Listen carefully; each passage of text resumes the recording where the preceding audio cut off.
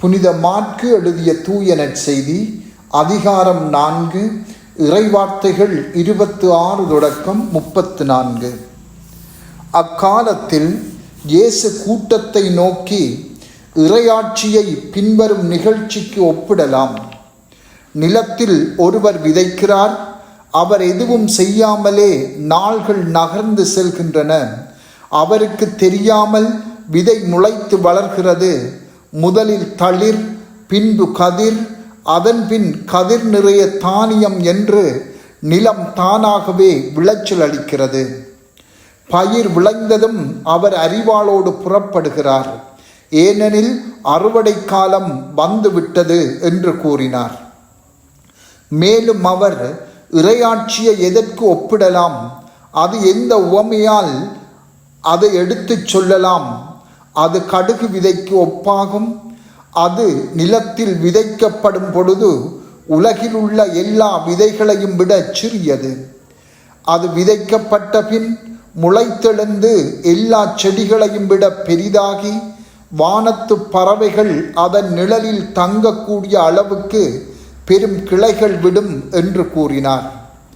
அவர்களது கேட்டறியும் திறமைக்கு ஏற்ப அவர் இத்தகைய பல உவமைகளால் இறைவார்த்தையை அவர்களுக்கு எடுத்துரைத்து வந்தார். உவமைகளின்றி அவர் அவர்களோடு பேசவில்லை.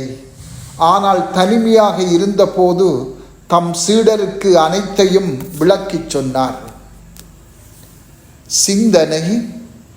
இன்றைய நற்செய்தி வாசகத்தில் சொல்லப்படுகின்ற உவமைகள் கடவுளின் வார்த்தை மக்களின் வாழ்வை எவ்வளவுக்கு மாற்றி அமைக்கின்ற வல்லமை கொண்டுள்ளது என்பதை சொல்லி நிற்கின்றன.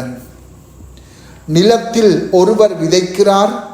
அவர் எதுவும் செய்யாமலே நாள்கள் நகர்ந்து செல்கின்றன. அவருக்கு தெரியாமல் விதை முளைத்து வளர்கிறது.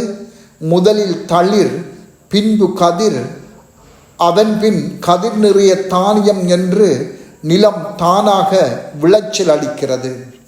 இந்த இறைவார்த்தை பகுதி இறைவார்த்தை பகிரப்படுவதை இறைவார்த்தை விதைகளை நடுவதோடு ஒப்பிடுகிறது. விதைப்பவர் போய் நிலத்தில் விதைக்கிறார். பின்பு அது பயன் தரும் மரமாக வளர்ந்து வருவதை அவர் அவதானிக்கிறார். ஆயினும் அது எவ்வாறு வளர்கிறது என்று அவருக்கு தெரியாத மறைபொருளாகவே இருக்கிறது.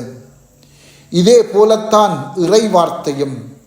இறைவார்த்தையை ஒருவர் பெற்றுக்கொள்ளுகின்ற போது அந்த இறைவார்த்தை அவரது உள்ளத்தில் வேரூன்றி வளர்ந்து அவருடைய வாழ்வை அது மாற்றுவதை நாம் கண்ணார காணக்கூடியதாயிருக்கும். சில வேளைகளில் இறைவார்த்தையை விதைக்கிறோம், ஆனால் அது வேரூன்றாமலே போய்விடுகிறது.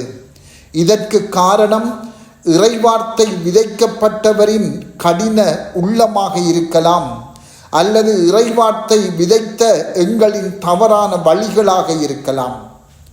ஆனால் இறைவார்த்தையின் விதைகள் ஒருவரின் உள்ளத்தில் வேர்விட்டு வளரும்போது அங்கு இடம்பெறுகின்ற கடவுளின் செயலாற்றலை நாம் கண்டு வியந்து நிற்க வேண்டும். நாங்கள் கடவுளின் வார்த்தையை முதலில் எவ்வாறு பெற்றுக்கொண்டோம்? மறையுரையை கேட்டபோது, அல்லது ஞானொடுக்கத்தின் போது, திருவிவிலியத்தை வாசித்த போது, அல்லது மற்றவர்கள் சாட்சியம் கூறிய போது என்று வெவ்வேறு வழிகளில் கேட்டிருக்கலாம். இவ்வாறான வழிகளில் நாம் கேட்ட இறைவார்த்தை எவ்வாறான தாக்கத்தை, மாற்றத்தை எம் வாழ்வில் கொண்டு வந்தது? இறைவார்த்தை விதைகள் எம் உள்ளங்களிலே அல்லது மற்றவர்களின் உள்ளங்களிலே விதைக்கப்பட்டு அவை வேர்விடும் போது, வளர்ந்து வரும்போது, அது எம் வாழ்வில் அல்லது மற்றவர்களின் வாழ்வில் ஏற்படும் மாற்றத்தை நாம் பகலிரவாய் அவதானித்து கொண்டிருக்க வேண்டும். அது பாவத்தை வேரோடு பிடுங்குவதையும், நாம் ஒழுக்கத்தில் வளர விரும்புவதையும், செப வாழ்வை எம் வாழ்வில் நிலைநாட்டுவதையும், கடவுளின் அன்பில் வளர விரும்புவதையும் அவதானிப்பு ஊக்குவிப்பதாக அமையும். சில வேளைகளில் இவ்வாறு செய்வது கடினமாக இருந்தால் இறைவார்த்தை விதைகள் எமது உள்ளத்தில் வளமான நிலத்தில் விழுந்து வளர, அல்லது கடவுள் எம்மை பயன்படுத்தி மற்றவர்களின் உள்ளங்களில் அதனை விதைப்பதற்கான வழிமுறைகளை கண்டுகொள்ள நாம் அனுமதிக்க வேண்டும். மற்றவர்களின் உள்ளங்களில் விதைப்பதற்காக நாம் தூய ஆவியாரின் வழிகாட்டலை திறந்த மனதோடு தேட வேண்டும். இதுவே நற்செய்தி அறிவிப்பு.